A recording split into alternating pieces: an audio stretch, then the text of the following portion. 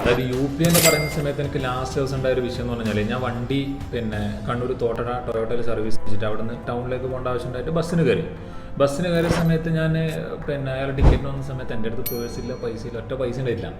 അപ്പം ഞാൻ അയാളോട് ഇത് ആകെ പെട്ടു എന്നുള്ള അവസ്ഥയിൽ അയാളോട് ജസ്റ്റ് ചോദിച്ചു ഞാൻ പൈസ ഇല്ല, ഗൂഗിൾ പേ ചെയ്തെന്ന് ചോദിച്ച സമയത്ത് അയാൾ പറഞ്ഞു ചെയ്തോ, ഗൂഗിൾ പേ നമ്പർ അയാൾ പറഞ്ഞു. UPI പേയ്മെൻറ്റ് എല്ലാ കണ്ടക്ടറും ശരിക്കും ഇങ്ങനെ ഒരു സാധനം കഴുത്തിൽ തൂക്കുകയാണെങ്കിൽ എല്ലാവർക്കും QR കോഡ് സ്കാൻ ചെയ്യുകയാണെങ്കിൽ വളരെ എളുപ്പവും അത് എല്ലാ സ്ഥലത്തും അത് ഭയങ്കര ഒരു ഫെസിലിറ്റേറ്റ് വരും.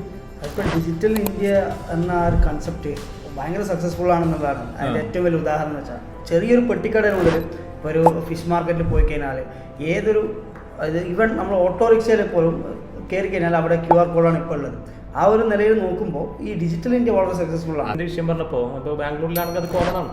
നോർമലി കണ്ടക്ടറുകൾ ഓൾറെഡി എന്താണ് QR കോഡ് ഉണ്ട്. നമുക്ക് വേണമെങ്കിൽ ഗൂഗിൾ പേ ആണെങ്കിൽ അത് കോമൺ ആയിട്ട് നടക്കുന്ന വിഷയമാണ്. അപ്പോൾ ക്യാഷ്ലെസ് ആണ്, മാക്സിമം ക്യാഷ്ലെസ് ട്രാൻസാക്ഷൻ എന്നുള്ള രീതിയിലേക്ക് എല്ലാം മാറിക്കഴിഞ്ഞു എന്നതാണ് ജനങ്ങളെല്ലാവരും ആക്സെപ്റ്റ് ചെയ്തു. കറക്റ്റ്.